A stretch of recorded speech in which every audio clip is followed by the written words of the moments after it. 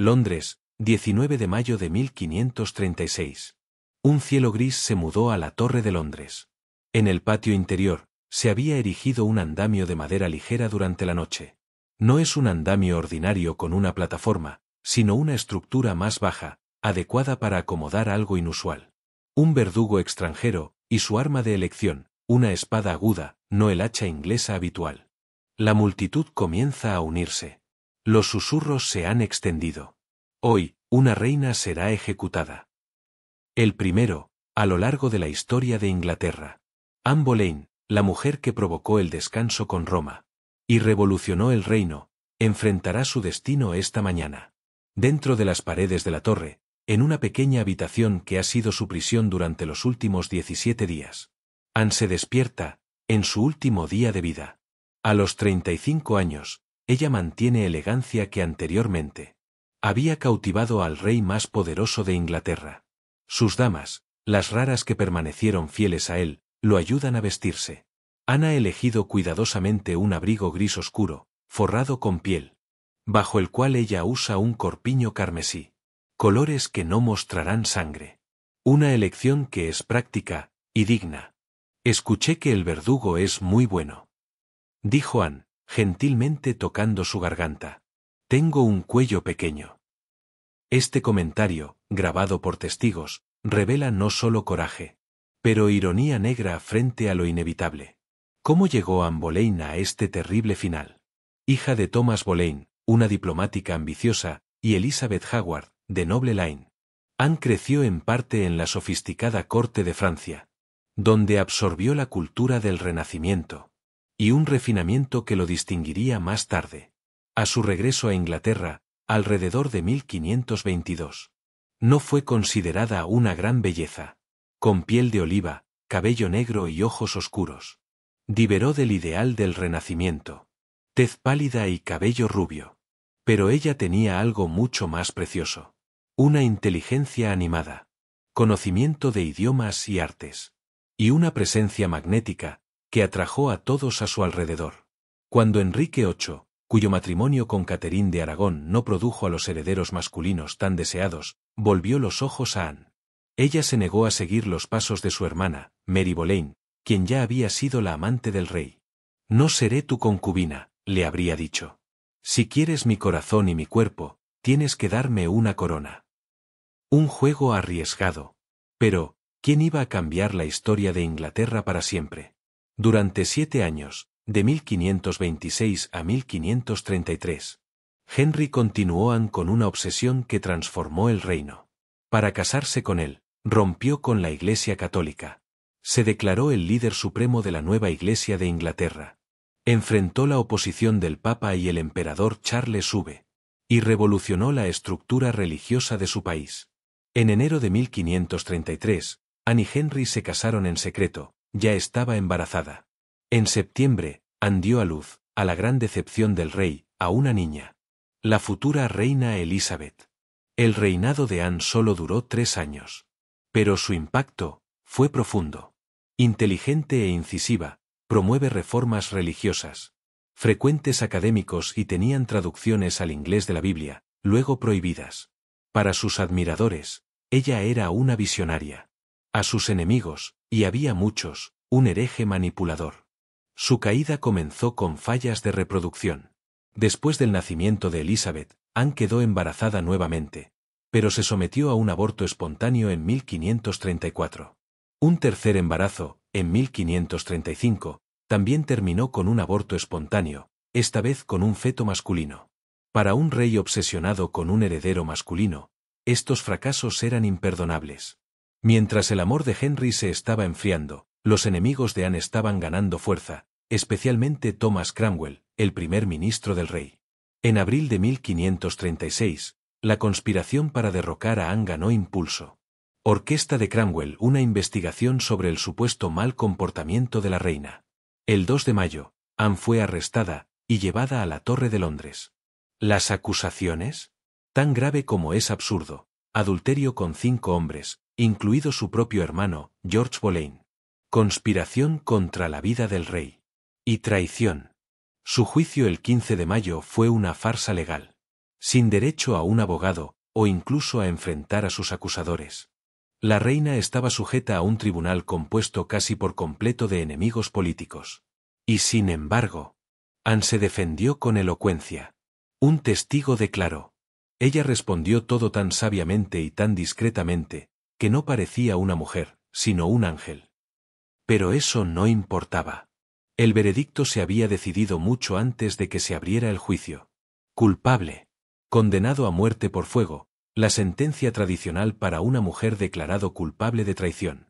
Pero en un último destello de misericordia, o tal vez por el bien de la opinión pública internacional, Henry comunicó la oración en decapitación. Y ordenó que un especialista fuera traído de Francia. Este verdugo francés fue un experto en la espada. Prometió una muerte rápida, y relativamente indolora. Volvamos al 19 de mayo de 1536 a las 8 de la mañana. Anne se enteró de que su ejecución fue pospuesta al mediodía. Un golpe cruel. Ella ya se había preparado psicológicamente al final. Se gastó horas extras en oración. Los testigos informan que ella tomó la comunión. Y, durante sus oraciones, se detuvo varias veces para decir: Señor, ten piedad de mí. En un momento, ella juró al anfitrión sagrado: Nunca he traicionado al rey.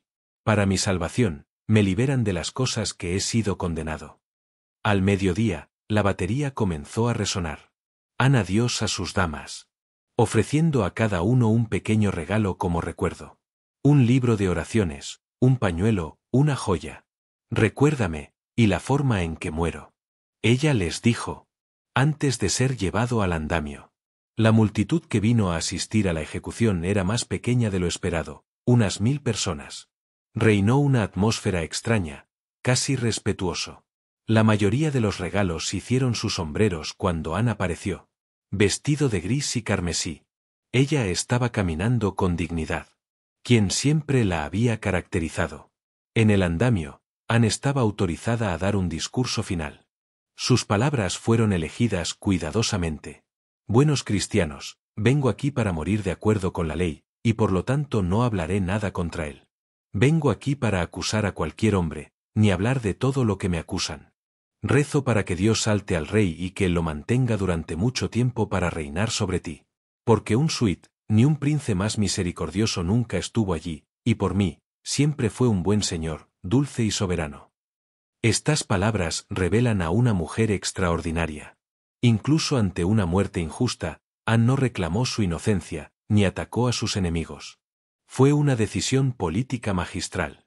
Al presentarse como un sujeto fiel hasta el final, mantuvo la dignidad de la corona e indirectamente protegió el futuro de su hija, Elizabeth. Después de su discurso, Anne retiró su abrigo y su gorra, atendiéndolas a sus damas. Uno de sus últimos gestos fue dar una bolsa de monedas de oro al verdugo. Pago por un trabajo bien hecho. Luego se arrodilló sobre el andamio, pero notó que no había un bloque para descansar la cabeza, como en las ejecuciones del hacha. Los títulos con una espada requerían que los convictos permanezcan de rodillas derechas. Una de sus damas le adjuntó una diadema a sus ojos. Anne continuó moviendo sus labios en oración. Jesús, recibe mi alma. Oh Señor Dios, ten piedad de mi alma. El verdugo, según la tradición francesa, usó una torre inteligente para distraer a Anne. ¿Dónde está mi espada?, preguntó en voz alta, aunque ya lo ha colocado en silencio. Cuando Anne giró la cabeza ligeramente hacia su voz, el verdugo entregó el golpe con brutal precisión. La cuchilla cruzó el cuello delgado, separando la cabeza del cuerpo en un solo movimiento. Hubo un silencio momentáneo, seguido de un suspiro colectivo en la multitud. El verdugo recogió la cabeza por el cabello y la levantó, proclamando: «Derece a los enemigos del rey». Pero no hubo un rugido habitual de aprobación. En cambio, un susurro incómodo se extendió entre los espectadores. En ese momento, el trueno de los cañones resonó a través de la torre, haciéndose eco del sonido de las olas del río. Era la señal para Henry VIII, quien estaba esperando su palacio de Viteal, que era libre de casarse nuevamente. Al día siguiente, se prohibió oficialmente en Jane Seymour. 10 días después, se casaron. El cuerpo de Anne fue recuperado por sus damas. Una característica brutal: no se había proporcionado un ataúd adecuado para la vieja reina.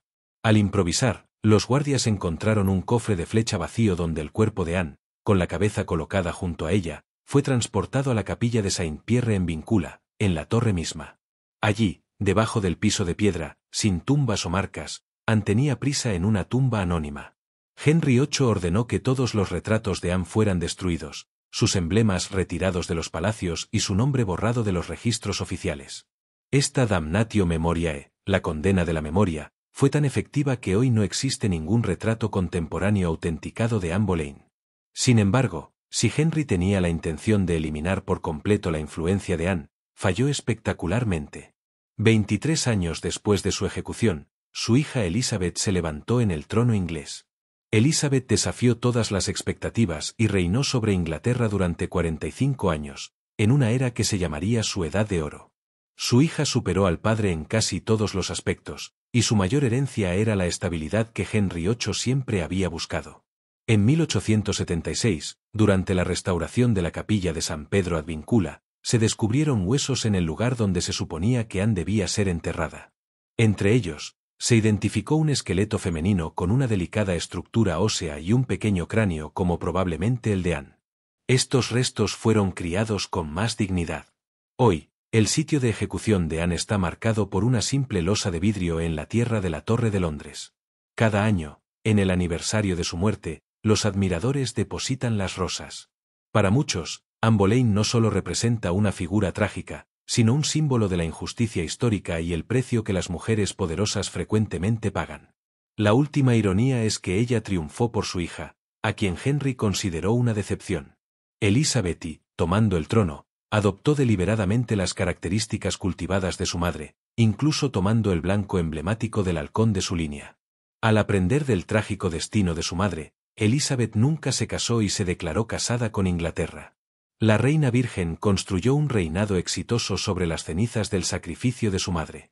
Un sacrificio que comenzó esta mañana de mayo gris en 1536, cuando una reina caminó de dignidad, enfrentada con un final inevitable.